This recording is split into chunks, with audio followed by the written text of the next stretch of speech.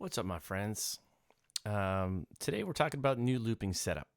Got a new setup. We have moved from RC-505 hardware looping setup to the Ableton Live Standard Edition with the APC40. You can see it a little bit here. It's right in front of me. APC40 Mark II. The RC-505, by the way, I love this bad boy. Incredible piece of kit. Served me very, very well. Just wanted more control and wanted more faders. I wanted to be able to tweak things, wanted more layers. This is still probably the best hardware looper ever made. This is the Mark I. I don't have the Mark II. The Mark II maybe just didn't quite have the updates that I was hoping for. I was hoping for more, I think. Otherwise, I would have probably upgraded to it. But just wanted more control. So today I'm just gonna go through the template, and at the end I'll talk about some of the issues that I've had. For the most part, everything's gone very, very well. I'm running on a Mac Mini M1 16 gigs, and it's handling everything. Ableton Live, big template, VSTs. I'm running OBS, a bunch of other stuff in the background. The thing is purring like a kitten. Is it the best desktop ever made? Yeah, I think it's safe to say the M1 Mini, I stand behind my previous review of a video I did. It is just a kick-ass piece of kit. So there it is. So let's get to the template. Let's talk about it. I'll play some patches. I'll tell you why I've set things up the way that I have. So let's get to the screen. There we go. Okay, so the template's gotten pretty big. Let's look at it. I wanted to try to set it up in a way such that it was similar to what I had going on in with the RC-505 in terms of getting loops set up quickly. Let's make sure that I'm on the right screen. I just recorded a 20-minute video on the wrong screen, so this is attempt number 2. So we got the first track. We got Battery 4. One of my favorite kits. There's one instance of looper set up. It's mapped to a button on the APC, and I set that loop. And then it locks in the tempo, and then everything else I use clips locks to the original tempo. There's a million different ways of doing it. This is how I do it, just because I found it the easiest moving from a hardware looper to a software looper. This made the most sense to me. So that's how I did it, and that's why I did it. So once it's a looper that starts to loop, and then I go through all my extra clips. I have a multi-instance of Contact set up. You must do this, okay? If you're going to be running a bunch of VSTs, you can't be loading multiple versions of multiple instances of Contact. You got to load a multi, and you got to program it. Throw all of your tracks, all of your VSTs in there. You must.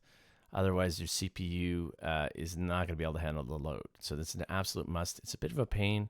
It took me a while to figure it out, but I figured it out. So the second sound in is from the new kick-ass low percussion from Abbey Road Low Percussion.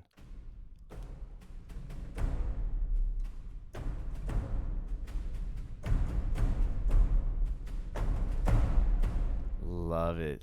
That's the Brushes low percussion bass drum. What can I say? It's deeply, deeply sampled. I've literally just got it, so I'm playing around with it, but I'm loving it. Then we have drums. All these tracks in the beginning are all percussion. I think that's studio kit from Native Instruments. Then we have four patches from Hans Zimmer percussion, Spitfire Audio.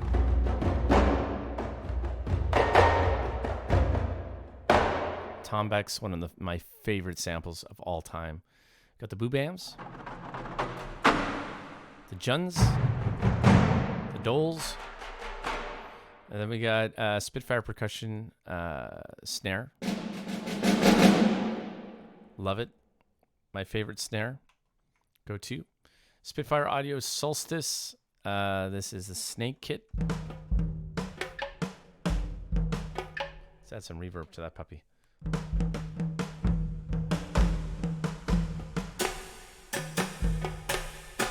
Lots of fun. Lots of fun. We got a standard bass that comes with the. This is just a sound from that comes with Ableton. A little bit boomy. I might fool around with that a little bit, but it's workable. Favorite piano library: Native Instruments Noir piano.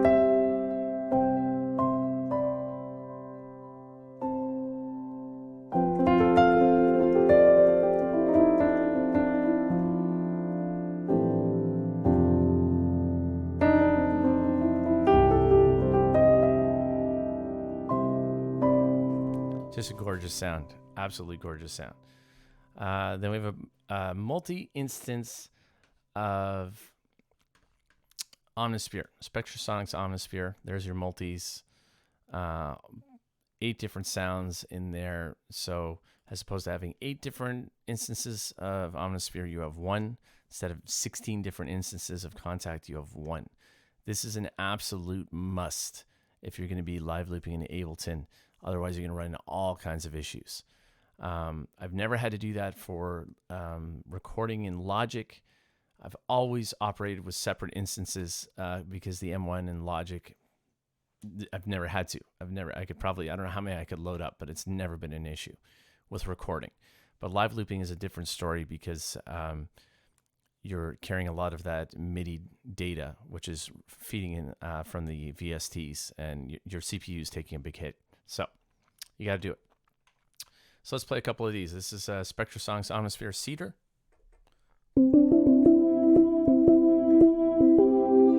We got Mystic Roads.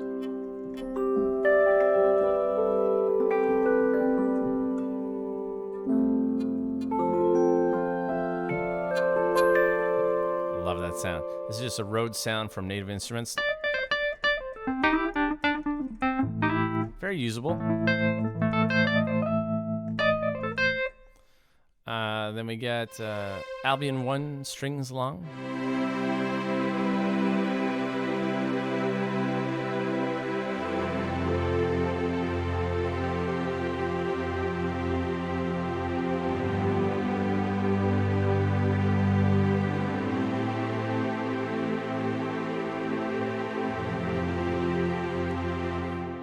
Just a killer sound. It's a killer sound. Get all the Albions. This is cassette strings from Spitfire Audio Albion Neo.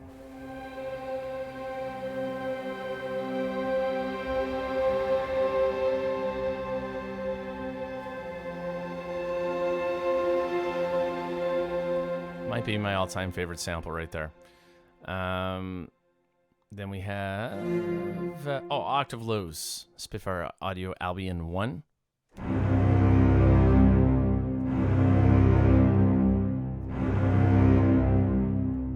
Badass. It's a badass sound. Then we have another instance of Noir, Native Instruments Noir piano. This is just a straight up Particles engine. You can have so much fun with the Particles engine. It does hit your CPU pretty hard though, so be careful with that one. Then we have Bode electric guitar from Omnisphere.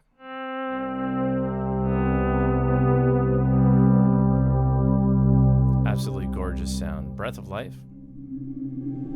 These are all Omnisphere. Boeing Chrominium. It's like subwoofer explosions, what that is. Polymoog Blatt.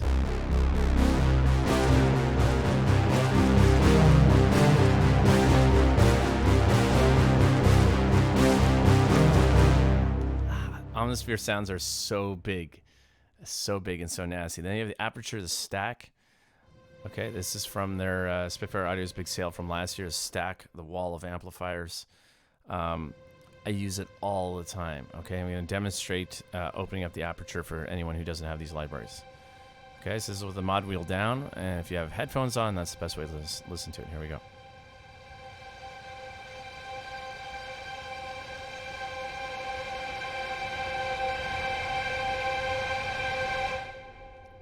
So good. And so I try to explain to people, it's not volume, it's signal chain. It's each additional layer of amps.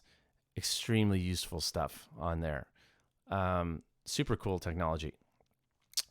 So this year, when I got the, I try to take advantage of the sale. Try to buy like one big library purchase a year, sometimes two. Let's be honest. Like if they put out another Albion, I'll be in trouble. This is cassette tape strings, or cassette. What is it called? Aperture cassette symphony from the new Aperture series.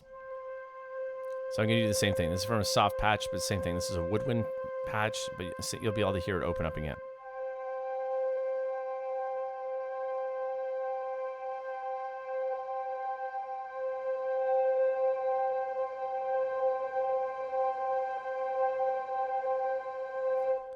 It's just it's a different way of playing instruments and mixing it in. It's an extraordinary thing that you can hold one or two notes and have that sound open up around you. It's kind of hypnotic. It's pretty wild.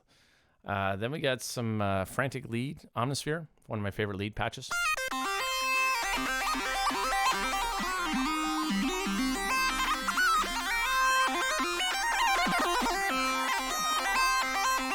When I like to keyboard shred.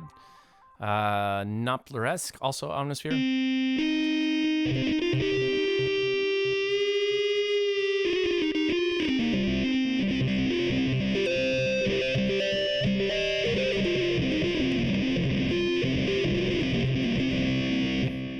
Pretty badass sound. We got Raucous. This is from Spitfire Audio Albion Solstice.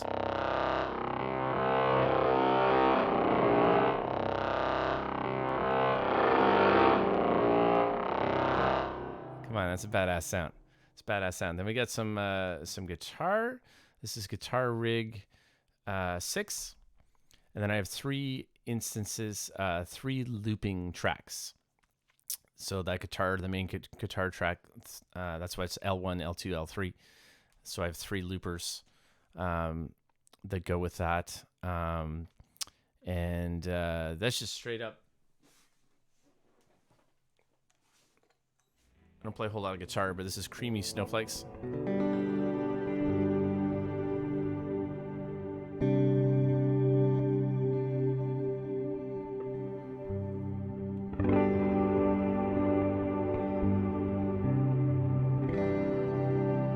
Just an absolute gorgeous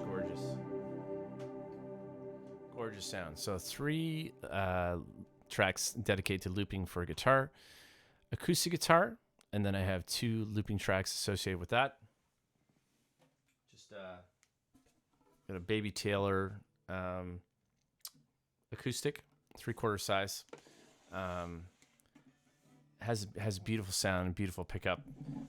So I play a little bit of that as well. Add some nice textures, rhythmic textures.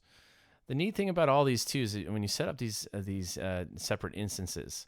I didn't do it for the acoustic, but if you look at the electric on the looping patches, I've panned them out a little bit left, a little bit right. So when you have all these tracks, you're throwing it at you. You're kind of eating up the stereo field quite a bit. So using panning controls for tracks helps considerably with that. So sometimes I do that with the acoustic tracks as well. Then I have my vocals. And then 3 looping channels or tracks associated for looping vocals with different levels of effects in each one. And then again, a couple of different panning things to kind of separate the vocals. The last one is I think it's called what's it called? The Quick Simpler from Ableton. Because I do some live looping over another amazing Twitch artist, Infinite Third. So I have a bunch of his stuff, which I've purchased from him and got his permission to live loop over top of. So that's loaded in here. with its own dedicated looper instance. So I would start the track with that looper, and then I would add the other stuff on top. For verb, I have a hollow room reverb. For delay, just a straight up stereo delay. This is built in with Ableton. It took me a little while to get it close to the stereo delay plugin from Logic, which I still prefer. But I've gotten it very, very close. So it's basically like a slapback delay, classic slapback delay, very short with a slightly different time on the left and the right, and which is very, very effective for vocals especially. And then verb, I have another instance of a reverb, same thing, Valhalla reverb, but a long reverb. So I have a short verb, like a short verb and a plate verb. That's the word I'm looking for. A short plate verb for the vocals, and then a long verb for like really big stuff. I can give you a demonstration. And then I have it mapped to 3 knobs on the APC. Okay, so for the short verb, here's the short, but not too short. Here's the delay. Okay, and then this is a long verb. So by having those controls and MIDI mapping is crazy easy on the APC40. The integration of the APC40 Mark II and Ableton is ridiculous. So easy to set it up and program. You can do anything you want.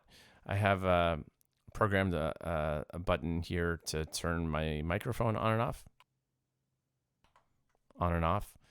For streaming, a couple of the buttons dedicated for starting and stopping loopers, for clearing loopers. I'm going to program these other buttons. I'm going to get some master stuff going on, because I want to start messing around with master channel effects. So I still have, you got 8 controls here, so crazy programmable. And you can go back and forth and change the knobs at the top. They can be for pan controls. They can affect your effects sends. The faders on the APC40 are bloody fantastic. So anyway, that's the template. That's how I have it set up. The Mini is handling it very, very well. I did have to go in and drop my sample rate. So I was reading a little bit about handling CPU load.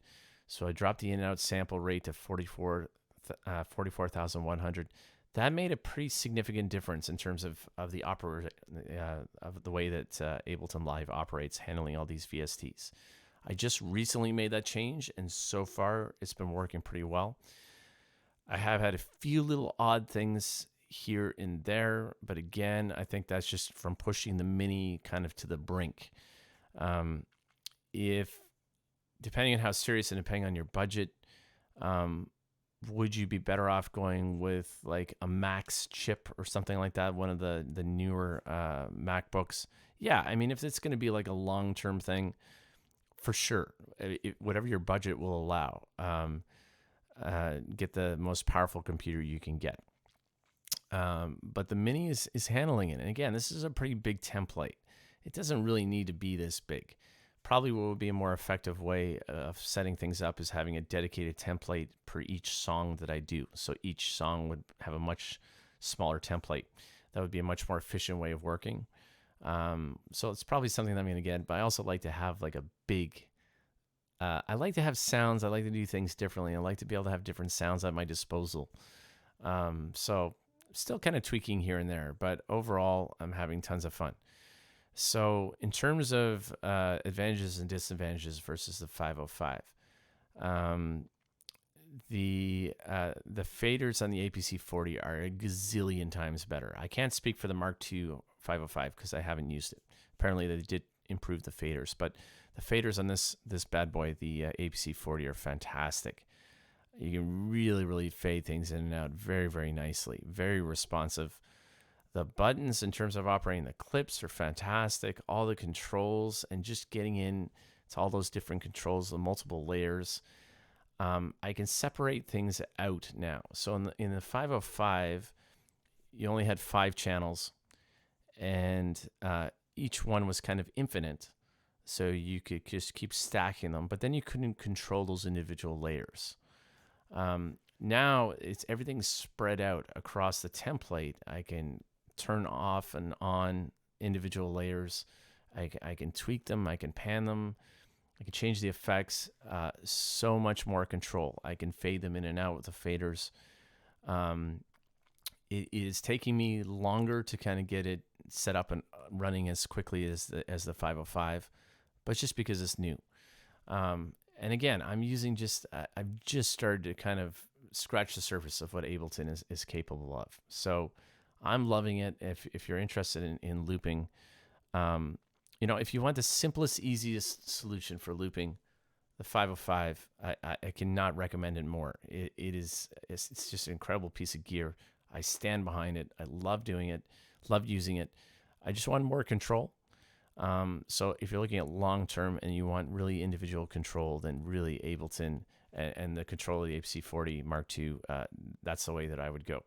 I talked to a lot of streamers, a lot of fantastic musicians on Twitch that I really respect. And so, they influenced my decision in a positive way. But that's it, my friends. You just more control, more tweaking, more kind of fun things that you can do. So I'll try to do maybe some more of these YouTube videos and walkthroughs. Twitch has kept me pretty busy these days. It's going extremely well. I'll probably do like an end of year kind of YouTube video and update everybody on how things are going. Things have been going fantastic on Twitch. So I'm still super stoked about it. I think 2023 is going to be a really big year. So I'll do another video, like an end of year review about that.